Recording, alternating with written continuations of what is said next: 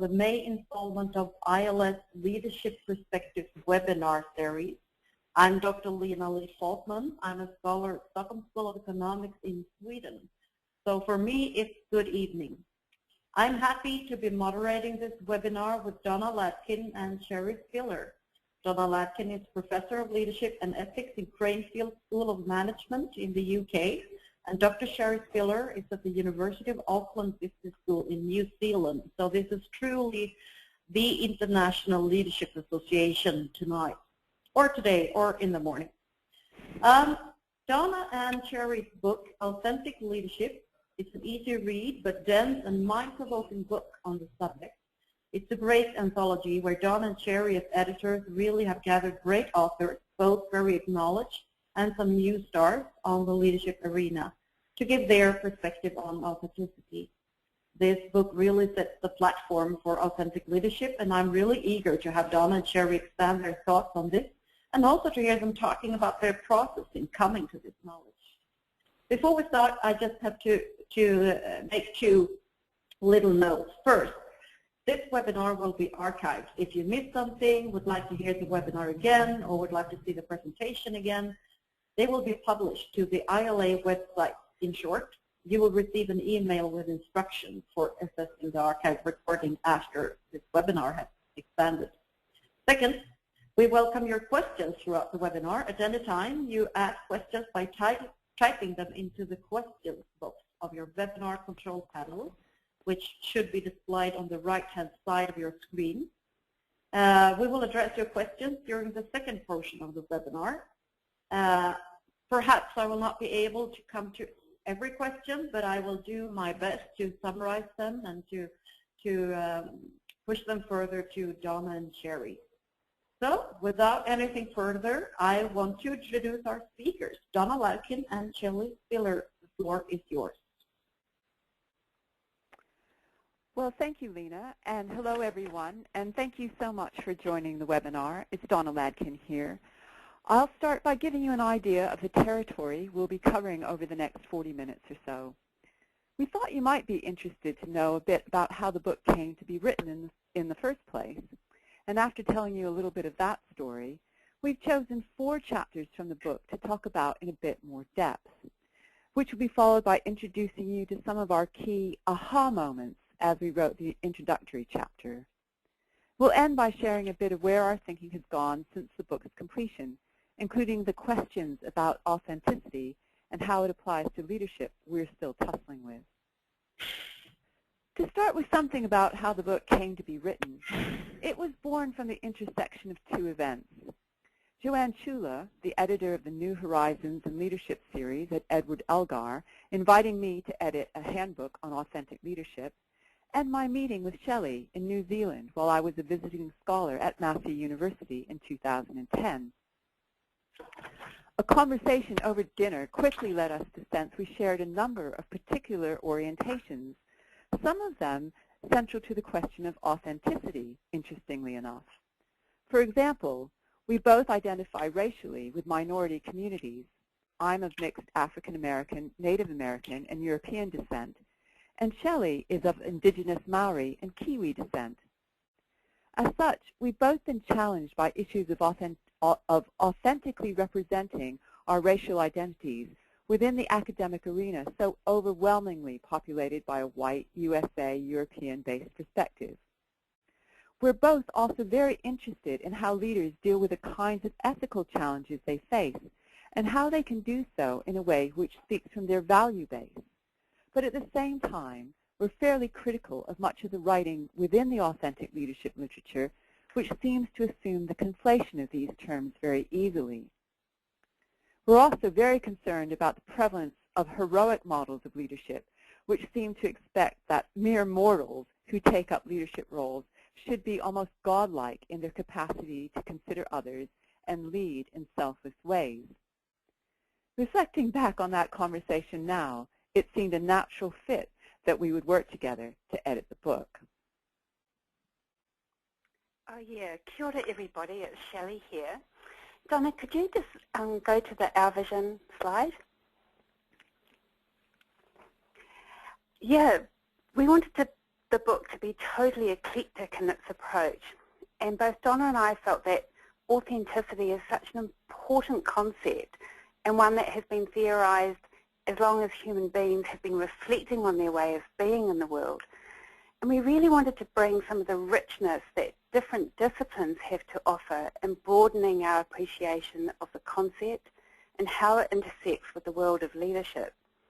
In the end, we did indeed gather together authors from a range of different disciplines with contributions from leadership experts, psychologists, educationalists, social science behaviorists, philosophers, and also practitioners. We were able to include perspectives from a range of national cultures, such as Africa, China, Canada, Israel, Australians, and New Zealanders, as well as Americans and Europeans.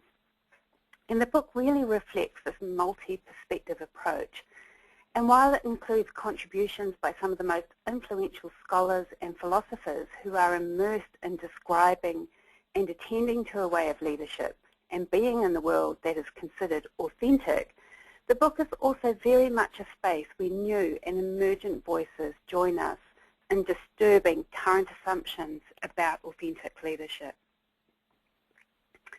One of the early challenges that Donna and I had was figuring out how we would work together, given that Donna was in the UK and I am in New Zealand, and there's a 12-hour time difference, which meant that when Donna was waking up, I was heading into the evening the next day. We turned this difference to our advantage so that Donna would write while I slept and I would write while she slept.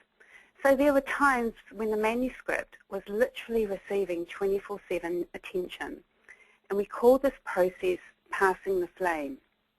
And each morning one of us would awaken to a flame that had been burning bright overnight. We did pretty much everything in Dropbox, and we found that this was a very powerful way of connecting and managing our work. It meant we didn't have to worry about which version we were up to or emailing documents backwards and forwards. It was an absolutely fantastic tool for us, and we put everything in our Dropbox, from our own scoping thoughts to publishing documents, references, and contributor chapters. So we'd agreed that we would write freely into Dropbox as nascent thoughts and concepts emerged. But for me particularly, when it came to writing our introductory chapter, it raised an issue of revealing what I call my inner messiness and vulnerability, my authentic process, because I realized that I had cultivated a habit of keeping my writing under wraps before showing it to other people. And in preparation for the webinar, I went digging through my email inbox, and I found an exchange between Donna and I in February 2013 that illuminates our story of working together.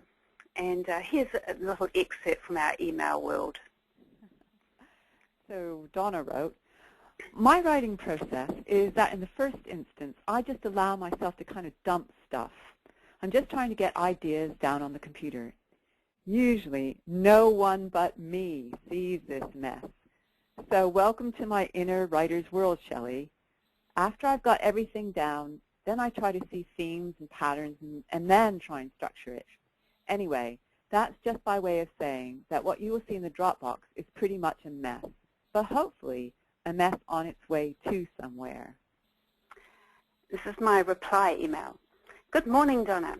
I have gone into the new work-in-progress chunky chapter and added in some writing in aquamarine colour. As I did so, I realised how shy I have been feeling to do this. Usually, I bake the cake and serve it cooked. I don't show people the messy process, so when I got your email, I felt relieved when you said that no one but me sees the mess. So thank you for paving the messy inner way. I think that is why I've been trying to get sorted, so that you don't see my inner mess. So welcome to my inner messiness too. Another laugh on the authentic editorial journey." So in the getting sorted that I refer to in my email was my process of analysing each contribution in an online program called Deduce, and it's spelled D-E-D-O-O-S-E. and I absolutely love this program and use it for most of my major projects. And I have been systematically loading each chapter into Deduce and coding it in much the same way that I had used in Vivo previously. And this process brought me closer to the manuscripts and highlighted some very interesting early insights into what the book was revealing. However, it was a mammoth and highly methodical task, and just so utterly different to Donna's phenomenological approach. Donna got the sense of what was happening in each manuscript, and her process was much more embodied in sensing about what was emerging. So it all worked out really well. I put a series of documents according to codes from Deduce into our Dropbox, and when we were writing, we could dip into one of those documents and instantly access thoughts and themes around that document. Now, I know we're not supposed to have favorites, but rather than reviewing the book in total, we thought we would share with you some of the chapters we like best, the ones we consider to be real gems. Firstly, and it's rather a timely offering, is a chapter written by the person who got us started out on this journey, Professor Joanne Chula from the Jepson School of Leadership Studies in Richmond, Virginia. Her chapter, Searching for Mandela, the Saint as a Sinner Who Keeps on Trying, unravels the idea that Nelson Mandela was an authentic leader. It's a particularly interesting chapter for a number of reasons. Firstly, our experience has been that Mandela serves as a role model for authentic leadership. It seems whenever you ask people for an example of an authentic leader, his name almost always comes up. But Joanne's article, while not for a moment minimizing his achievements, demonstrates how common understandings of how authenticity works don't actually tell the entire story of the role Mandela played in the anti-apartheid movement. In particular, her chapter shows the way in which a context can demand that a leader enact different aspects of himself at particular moments in time. In this case, the needs of followers for Mandela to take up the role he did in South Africa's history trumped any benefit of his acting solely from his singular, perhaps more authentic self. She surmises that, at some point, followers expect them to play a role that is bigger than they are, and that they cannot refuse to play it. After such leaders play these roles for a while, they and the rest of the world forget or no longer know who they really are. Hence, it may be that during Mandela's long walk to freedom, Mandela the man got lost in Mandela the movement. Joanne's observations align with vignettes of two other exemplars of authentic leadership mentioned in the text, Mother Teresa and Abraham Lincoln. In the chapter written by Owen Jones and Keith Grint, these individuals are used to show how each does not quite match the theory about what constitutes an authentic leader. Rather than suggesting, therefore, that authentic leadership as a concept is of no use, since even these near saint-like people cannot make the grade, their representations help us to consider what their stories reveal about the lived challenge of taking up the leader role authentically. Thanks, Donna. One of the chapters we both instantly loved was written by Nikki Hari, in which she coins the phrase concordant. Her effervescent chapter draws upon her own life in exploring how intellectual, intuition, values, and the knowing that comes from practice intertwine in creating an authentic way of living. And situated in the context of her transformation to becoming a sustainability advocate and leader, Nikki's account shimmers with a kind of energy indicative of the value of a way of being in the world, which is at once connected to oneself, whilst open to the possibilities of what that self might become. And there is a passage in the book where she writes about riding her bicycle and feeling integrated, and this evokes much of what we were seeing happening in the book.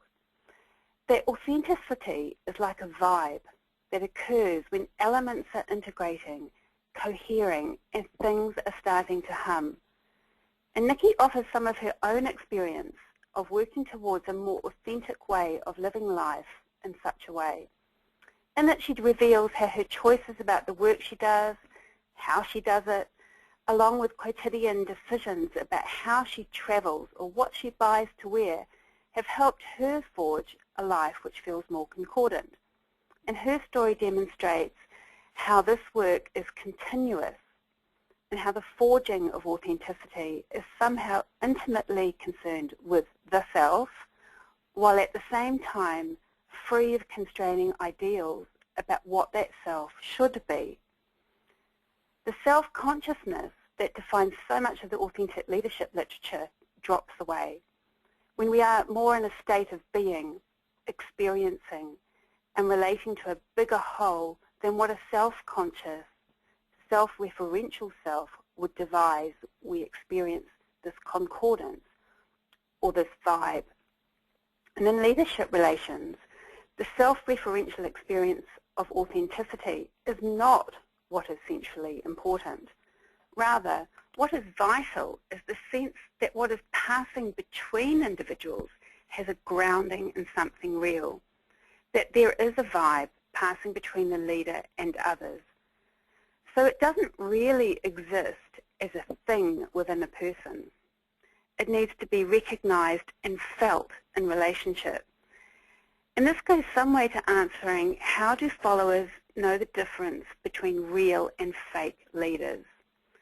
And we suggest that when this dialectic is working, authenticity develops into something that is experienced both to the individual and to those watching them as a vibe that emerges and dissolves in relationship. So authenticity then is a dialectic that recognizes not only the possibilities in ourselves, but also what is real and alive in others. So for us, dialectic captures the idea of authenticity as a vibe, and the dialectical engages with what can be a very messy and complex process. Dialectic and authentic leadership, we argue, involves engagement, expression, and negotiation, not only of what is true for ourselves, but what holds best in the light of others' truths in the melee of context. And this is especially so when working in different cultural contexts, when cultural expectations of what constitutes authenticity clash. We have to work it and not prescribe it. Similarly, within virtual contexts, as Ghislaine points out in her contribution in the book, that a leader must reach across the virtual space and tap into what is real and not hide behind facades of a projected self, which is just so easy to do in virtual communicating.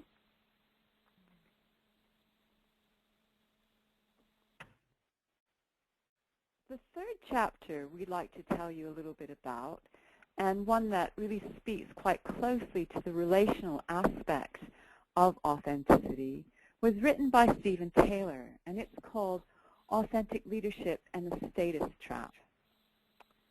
Now, we found this a particularly intriguing chapter because it highlights one of the paradoxes inherent in much of the authentic leadership literature, which isn't talked about explicitly.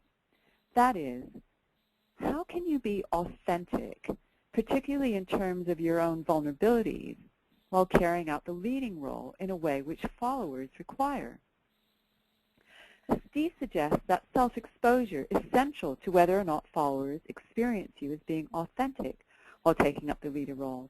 But the paradox is that self-exposure has to be appropriate to the leader-follower dynamic. In other words, just breaking down into floods of tears may be very self-disclosing and authentic to your own emotional state at a given point in time, but it would rarely be an appropriate choice for leaderly relating. Balancing these two demands is tricky enough, but Steve adds the ingredient of status and how that further complicates the kinds of relationships which are possible between leaders and followers. Steve asserts that, generally speaking, human beings are pretty much always playing some sort of status game. We're either positioning ourselves as higher or lower status among those people that we're around. However, drawing from his experience as an actor working in ensembles with other actors, he also suggests that it's possible to stop playing status games, and that doing so enables us to really listen and relate to one another. The difficulty for leaders who want to operate this way is that followers often project status onto them. We want our leaders to have higher status. As Steve writes, the role of the leader inherently includes status. To not play that status is to not act like a leader, but leaders who consistently play high status limit just how much we can relate to them, and in turn, how much we can experience them as being authentic. This is a status trap for leaders. The way out, Steve suggests, is to become a status master, to be able to enact low or high status depending on the situation. There's context coming into play again. The most demanding challenge in terms of status is to enact low status while simultaneously embodying an internally high status position. Such a way of operating, for instance, is inherent in the biblical story of Jesus washing his disciples' feet, which has, incidentally, been reenacted by the current Pope Francis, watching the feet of unemployed youths living near the Vatican during Holy Week. Doing this certainly seemed to send out a powerful message about the way in which the new Pope would be taking up his leadership of the Catholic Church.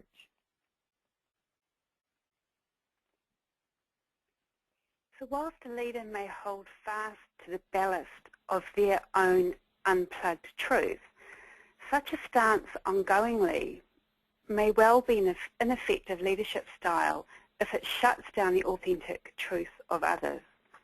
And Lauren Zander is one of the practitioners in the book, and she came to our attention from an article she had written on being an authentic jerk. We loved it so much that we asked Lauren if she would write a short piece for the book.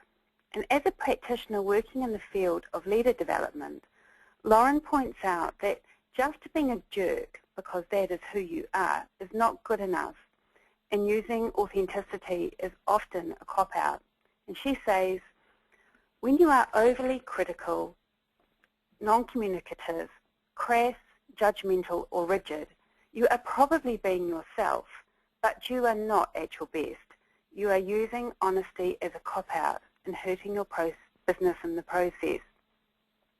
And this fitted in with what David Bogie, Catherine Helmuth, and Ronnie Saylors were saying also, that we need to face up to and own all our little competing selves and not gloss over and presume that there is one good self that eclipses all others, and that this one good self is the dominant narrative of authentic leadership theorizing, of being ethical, positive, saintly, and heroic.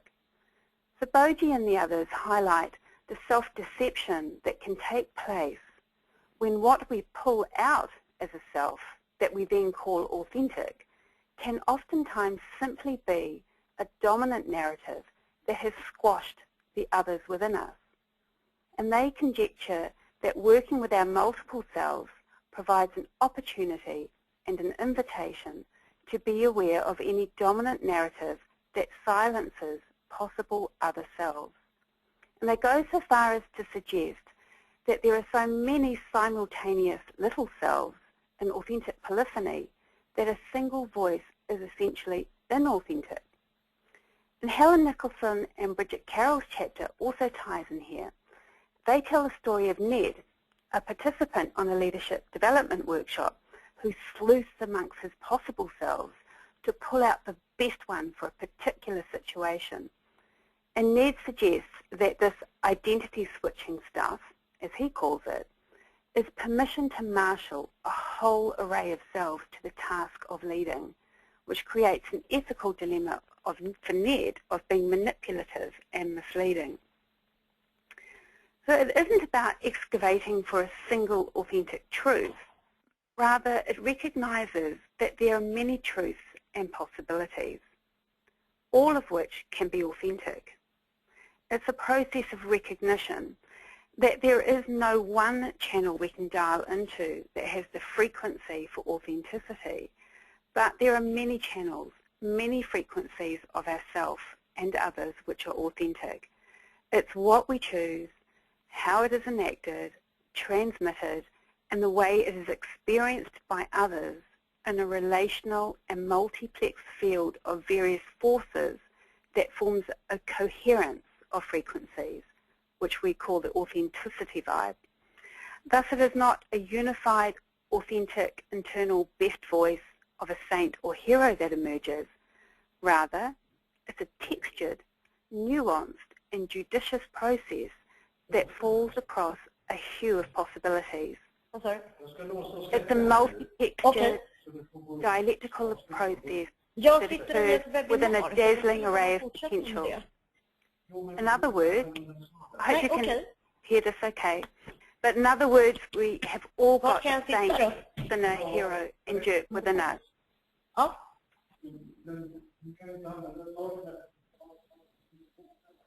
Okay. So in moving toward the end of this webinar, we'd like to share with you 3 key aha moments which occurred for us while we were trying to synthesize what we had read through all of our contributors' work in the introductory chapter of the book. So as I've hinted earlier, I've always been suspicious of the easy way much of the authentic leadership literature equates being an authentic leader with acting ethically. But the differences between the two came into high relief through a number of our authors' chapters.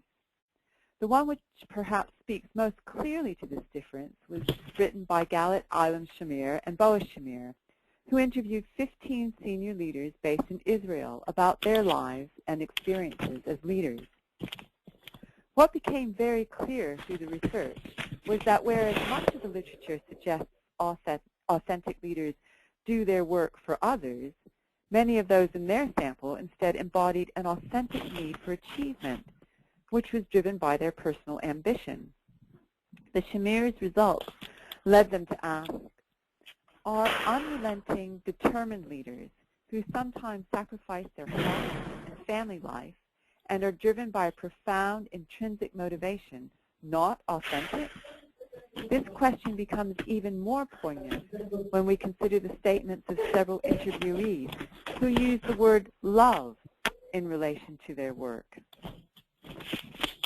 The relational aspects of authenticity were very clear from the outset, that authenticity is not simply about conjecture in caves or in a solitary retreat from the world. That may be part of coming to understand ourselves, but in leadership, it is the relationship and context that authentic leadership truly emerges and is tested, challenged, and honed. Who are we being with others? Which highlights another aha moment, that we need to work authenticity, implying that being true to oneself is a fairly simple process which involves merely looking inward and acting in accordance with what is discovered there. What is often missed out and what the book highlights is the work required to develop the kind of inner knowing which can serve as a worthy guide for a leader's actions. Authenticity appears as something that is forged and honed at the intersections where we meet our potential selves and other selves in a multiplicity of contexts and circumstance. And we liken it to a Manchurian sword that being authentic calls upon a sharpening of clarity. So with all its problematic aspects, our authors seem to be saying that there is still something of worth in the notion of authentic leadership, especially to the extent that the winnowing away of saviour stereotypes of authentic leadership can release some of the uncertainty, vulnerability, and difficulties that come as part of taking up the leader role.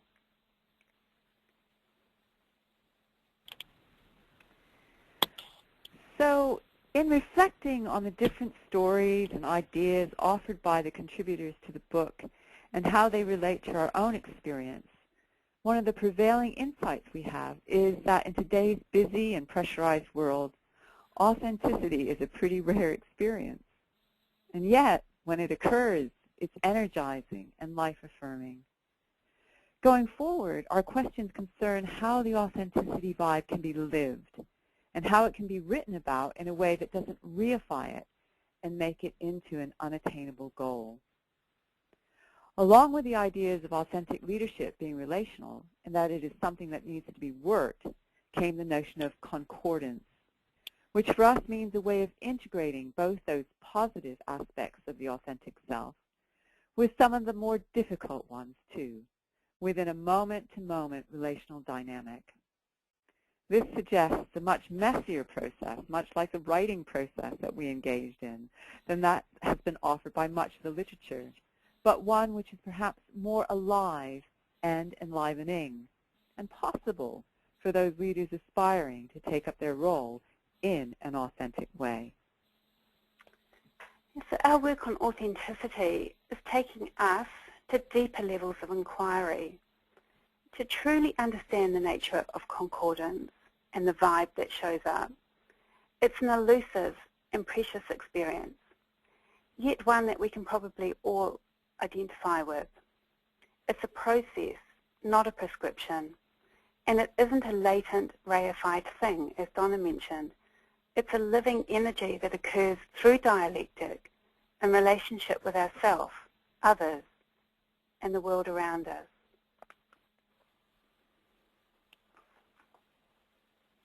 So thank you. That's the webinar from Donna and I at this stage, and we're now opening up to questions. Lena, if you want to take over. Thank you so much. I want to do that because I do have a lot of good questions here. I got one question that says, how do you respond to the critique of authentic leadership, that it doesn't merit its own leadership categories? Specifically, how do you differentiate between authentic, ethical, and transformational leadership? That's a good question. Shall I talk to that, Chellie? Yeah, Maybe and I'll build on it. Yeah.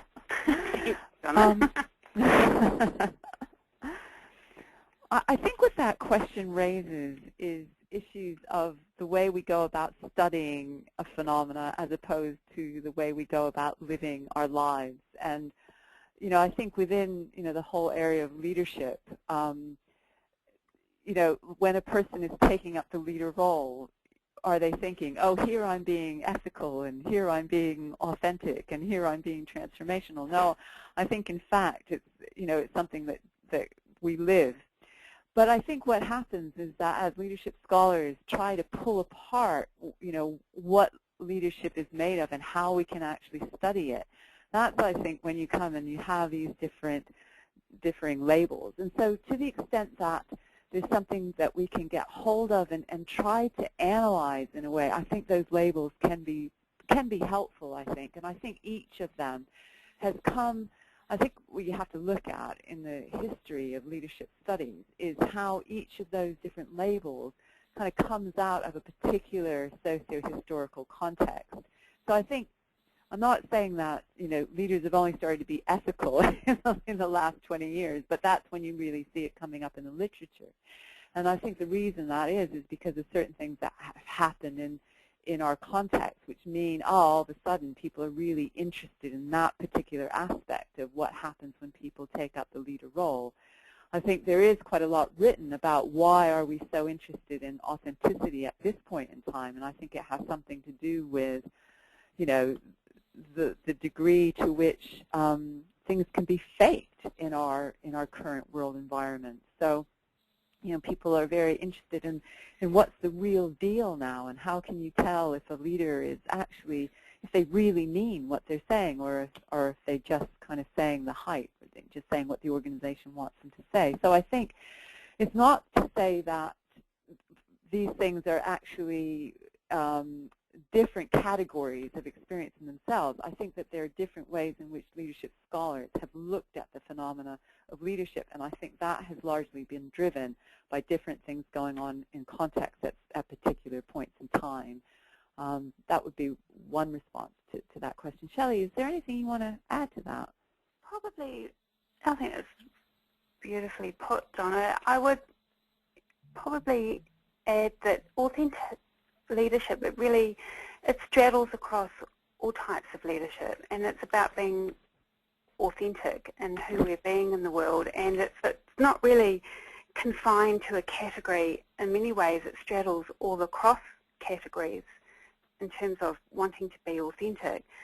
But it is a very interesting way of coming at the leadership discussion. It's a dimension of leadership, a dimension of being human, in fact, to know thyself, and to be in relationship in an authentic and real way.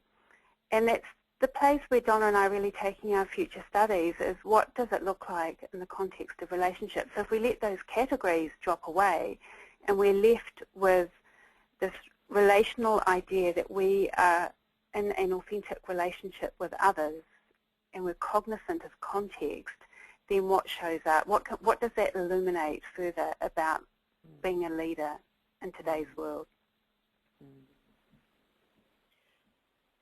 That was Joanne's like to ask this question, and I want to continue with Joanne's next question because I think that connects to it. Did you integrate anything on impression management in your writing? And I can think sometimes of that question for myself, appearing authentic. How do you see on that and on impression management? Well, not specifically, there's not like a chapter that's dedicated to impression management, but it is woven all the way through. We spoke earlier about Ned, who was in Helen and Bridget's chapter, and he talks about in the leadership development course that he was a participant in, he talks about how he's managing impression and he's sleuthing amongst his portfolio of selves. Lauren Zander's chapter on being authentic jerk also speaks to that. So I think it's woven throughout the book, and I would probably point readers to Bridget and Helen's chapter as one that speaks to impression management. Donna, do you have a comment? Yeah, I'd also suggest that Steve's chapter on status kind of talks to that, and I think Steve's work as an actor is very relevant here because, what's the difference between, what's the difference between even an impression that is an authentic one, and one that just doesn't actually fit with what the person is doing. So there's something about, you could be saying that, at any point in time we're not quite being authentic because we're always working to different audiences where we're trying to do that impression management piece. And I think what he talks about is that in order for an impression to be read as authentic and to be somehow connected with who you are as a person, it needs to resonate with something that is true for you. So, and I think that's what he says the actors bring, the acting tradition brings to an understanding of how this works, because we all know performances which are so authentic that we really believe it, and performances that fall flat.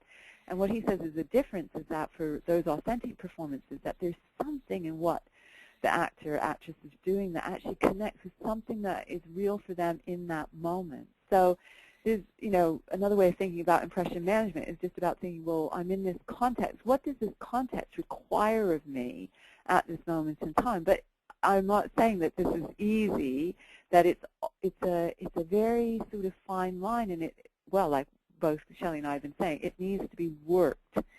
And how do you work that in a way that comes across as something that's real? I mean, it's interesting because in conversation with Steve subsequent to his writing this chapter, he's of the view that authenticity itself is actually it's an aesthetic category. It's something that we read into others' performance or not. So it's the quality of relational encounter akin to an aesthetic quality. Yeah, and I think what's very interesting in what Donna's raising is that for the actor is to tap into that real place within them. But what we're also really interested in is then how is that received, felt, and experienced by others who are in that relationship with the actor? So how do we know when we're in the presence of someone who's being fake with us?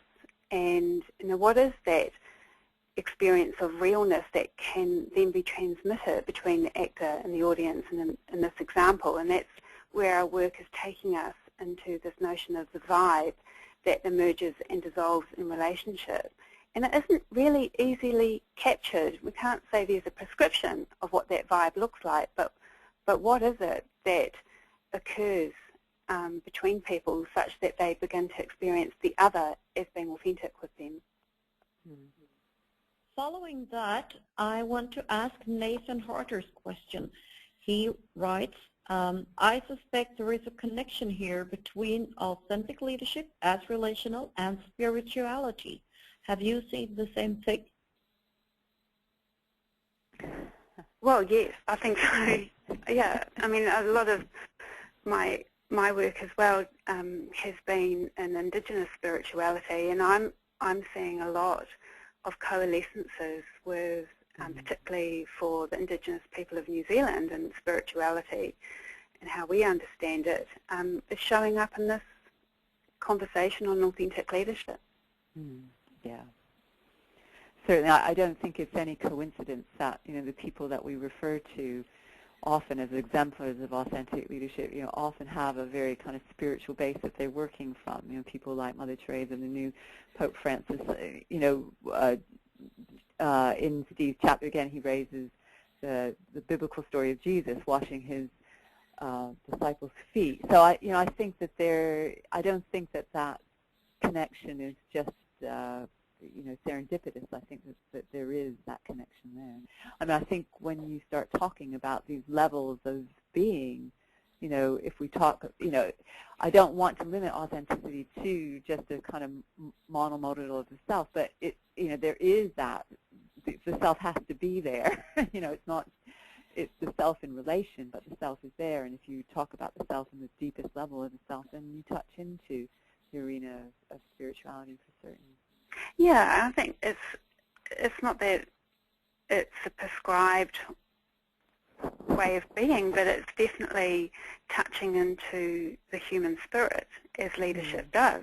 It's about working with the human spirit and who are we being in the world and who are we being with others. So I think at that level, people wouldn't necessarily describe it as spirituality per se, but there is very much a realness that we're being called to be with others. And for people like Nikki, when we read her chapter and she speaks about concordance, and there's this aliveness in her and this sense that there's a congruency and an alignment occurring in her life, where all the pieces start to fall into place about who she's being and the alignment of that to her purpose as an academic and as a person, as a sustainability advocate. There really is a sense that she is, she's living into her calling, and that's a pretty beautiful thing. I have a couple of questions that deal with trust and authenticity. How do you see the connection between trust and authentic leadership? And how important is the building of trust for authentic leaders? Yeah.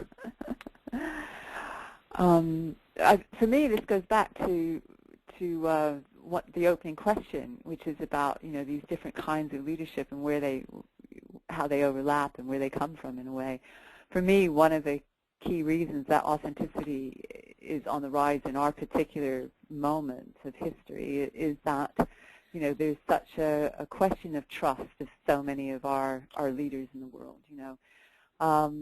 And because of that, I think there is a very close connection between authenticity and trust. And of course, it's one of the reasons that we trust someone is that we believe that there's something authentic about the way that they're going about living their lives. Now, I don't think this means that a person has to be, the other word that comes up a lot is around consistency. Consistency, authenticity, and trust. I think human beings are actually quite nuanced in their understanding of how we operate, and it's not about completely being the same person all the time that develops trust. But there's something about the capacity to experience another person as being holding on to some, what's the line that person does hold. So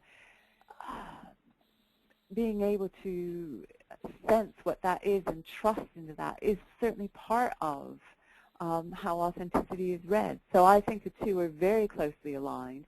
But I think the caveat I would like to say is that I think we're more nuanced than saying that we're only going to trust people if we see them do exactly the same thing all the time, because I think we're also sophisticated enough by and large to recognize that people also have to respond differently in different contexts as well. So I think we can still trust people when we see them respond differently, as long as we have some kind of sense of where their bottom line is. That would be one of the ways I would answer that. Chellie, do you have a additional comments to make? It is a really tricky space. I was reflecting on one of the other practitioners in the book, Roger Spiller, and he writes about responsible investment and how do investors trust the organisation into which they're investing. How do they scrape below that corporate rhetoric and know that the leaders of the organisations into which they're investing are authentic and are responsible and are being who they say they're being. So it's a very tricky, it's a good question, I love it, and it's quite a tricky one too. It's beguilingly complex. And, I think it does come down to dialectic, and it comes down to building trust over time and to being real and honest and vulnerable with others, and in this case with the shareholders, so that people feel like they've got a relationship with the organisation and with the leader, and that what they're dealing with is real and truthful. And I think Roger's probably more aligned with some of the early theorists of authentic leadership who've made good contribution around that issue of trust and authentic leadership. That's emerged, as a response to our times post-Enron, post-WorldCom, post the global financial crisis, where there is an alarming lack of transparency. People aren't sure what it is that they're working with. In you saying this, I want to continue with Nick Taco's question. What are the critical elements of an authentic relationship where leader and follower compromise own values as an authenticity for a set of joint values and goals in an organizational context? Yeah, that was interesting in terms of, especially for the authors that were coming from different cultures.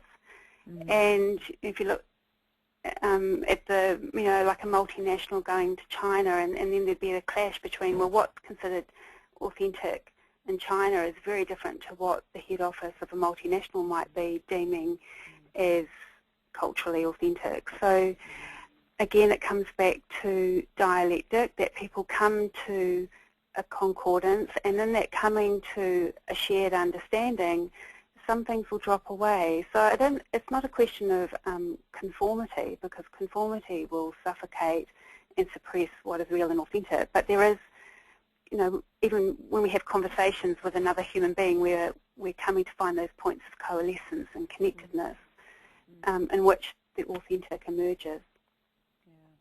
Donna? Yeah, I think a really important point here about the whole notion of dialectic is that dialectic is not necessarily a easy process, or not necessarily a completely happy one either. I think these words and authenticity itself can be sort of cordoned off as something that's really lovely and happy and easy, but actually it's not.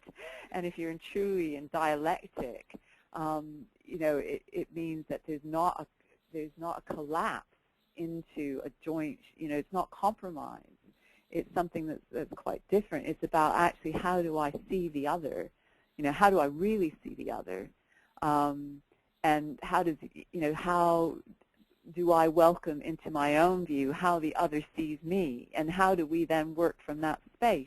And of course, one of the things that that comes in and influences what goes on in these specific areas is power. Of course, power is so important. In the chapter that Wang and Kim Turnbull-James write about the issues of Chinese multinational companies and how leaders are selected in those companies, where Western companies are going in and they're looking for people with Western-based leadership traits, and yet the Chinese nationals have a very different understanding of how leadership works. So, and who wins out in those instances in terms of, who are the people who get promoted and so forth. And what Lake's study showed was that it has to do with who has the power at the end of the day. So I think one of the things that's really important in this whole question of, what goes forward as authentic behavior is the extent to which it has actually been worked in specific spaces. And I think that's the other thing that I always hedge against is kind of general guidelines or, authenticity is something that is so specific to the particular context that you're working. And, how questions of power get resolved are critical in that space, but often not really talked about very much because it's really messy, and it's very difficult to research, very difficult to actually get a look in, because these are things that often very much inform what happens, but are kind of under the surface, things that we don't really like to talk about very much. Okay, a question from Catherine Bingham about the process and what you learned in the process of writing this book. She writes, "Thank you for sharing your highlights on the many facets of authenticity. How did you invite and then select for potential contributors to the various chapters? What were you looking for in the stories of authenticity? And having completed the integration of those choices to a whole, what did you learn from what you had to leave out of the text?" Well, I found, there's kind of, it's amazing how it all works out. Wouldn't you agree, Donna? There's sort of, yeah. I'm just remembering now, there was a magical moment towards the end where, in many ways, there was a self-selection process where we looked at the chapters that we had, and it just felt so right, that the right people had come forward. But we'd spent many months beforehand scoping out the book, scoping out potential contributors. We knew that we wanted people from different perspectives, that we didn't want to limit ourselves to only, the well-known names in the space, and that we wanted new and emergent voices to be there. We wanted cultural voices to be there, gendered voices to be there. And we sent out, spent quite a lot of time scoping out the book. Then we sent out a number of invitations.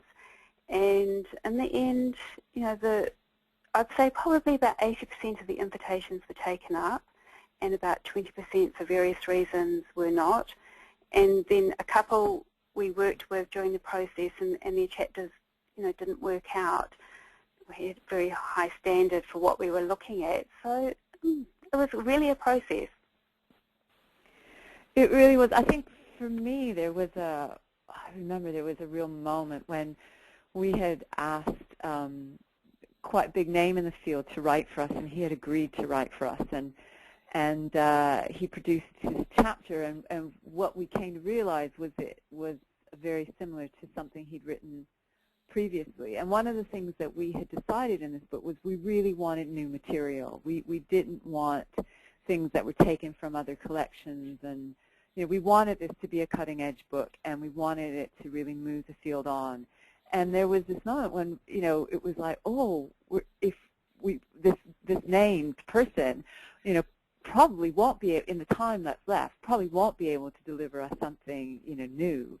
So we're going to lose, one of the, if we stand by what we wanted for the text, we're going to lose this name. And in fact, we did stand by that decision in the end. And I think I don't know, Chellie, we haven't really talked about it since, but I think we were both happy that we did, because we do know that all the work that's in the book is new work. It was all worked out for this text. And I think because of that, it's a very exciting volume. But it really did push us in terms of our own, what were we standing by in terms of putting the volume together. Yes. A very practical question. Someone wants to know about the software program that you talked about. Could you spell it out verbally again, the DEDOOS? Something. Yeah, I will. It's DEDOOSE. So www.dedoos.com. Right, so David, Eric, David, Oscar, Oscar, Sigward, Eric.com. That is clear to everyone. Delta, what is it? Delta, Echo, Delta, Oscar, Oscar, Sierra, Echo. Very good. Thank you. One last question. Does authentic leadership mean the same thing to a social entrepreneur in their 20s and a 50-plus leadership practitioner scholar? Colby Bryant wants to know. Well, no, I reckon when you really strip it away, this is just my personal ad hoc view at the moment, but absolutely I don't see any difference. When you're talking about having that vibe, experiencing concordance, being real with another, I can't see that there's any difference between a leadership scholar, a CEO of a Fortune 500 company, and a social entrepreneur in their 20s. How they might express it and communicate it might be different. But you know, the actual connected point of building a relationship and responding to context and this notion of a vibe and working it as a dialectic, I think that's the same for all people. Yeah. Yeah, no, I would completely agree with Chellie, and I think it might not look the same because I think that, you know, I think on the surface it might not look the same, but I think underneath it's those processes that are at the heart of this. So yeah, to that extent I would completely agree with Chellie.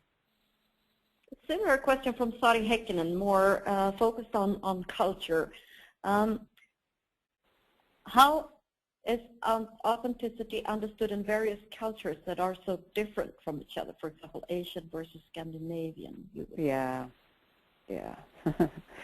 One of the things that I think is really important from the cultural perspective is, of course, that different cultures, authenticity, you know, that whole idea of authenticity and being authentic to the self, it is a very kind of, it comes out of the Western philosophical tradition, you know, and I think it's important to see its roots are there, you know, from the earliest Greek philosophers and so forth.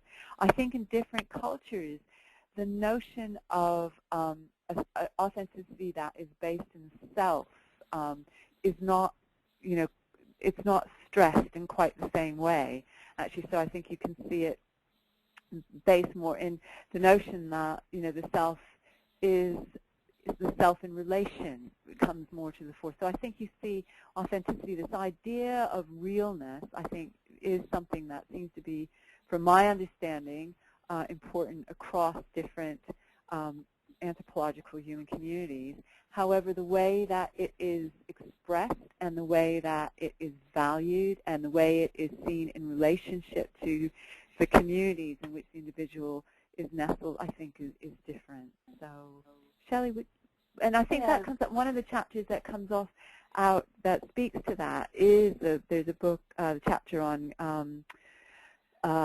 authenticity within Canadian Aboriginal communities. And I think there you get a different flavor of what authenticity is really about there, as opposed to the kind of very kind of European, American, Western idea of authenticity coming from the Greek tradition. Chellie, do you want to add anything to that? No, I think that's really well put, and pointing people to that chapter is a really good idea. And yeah, from my own cultural background, in terms of Maori, it more aligns to the Aboriginal, Canadian Aboriginal idea of authenticity and self and being in relationship. So inhabiting a different worldview of what it means to be a self is not the same as the dominant Western view. Yeah. Thank you so much. I want to wrap this up. I love the saying, I'm just as confused but on a higher level. And that's how I feel after this webinar. I certainly have learned so much about authenticity. It is still, or maybe even a more complex concept now after the webinar, but it's been very helpful, and you have guided us through both the concept and the arena of authentic leadership, but also your own process in writing and coming through an academic arena. So that's been very, very interesting. So I want to thank Donna and Chellie for taking this time to be with us today and to share your knowledge. And if you, everyone out there, enjoyed today's webinar, I hope you'll also be able to join us for the next installment of the Leadership Perspective webinar series. That will be on Wednesday, June 25 at noon. The subject is the Leadership Challenge, Harnessing Diversity and Connectivity. And our presenter at that time will be John Lipman-Blumen. She was the ILA Leadership Legacy Honoree in 2010. So thank you for joining us, Donna and Chellie, and everyone out there. Good evening, good night, good day, wherever you are. Thank you. Thank you, Lena.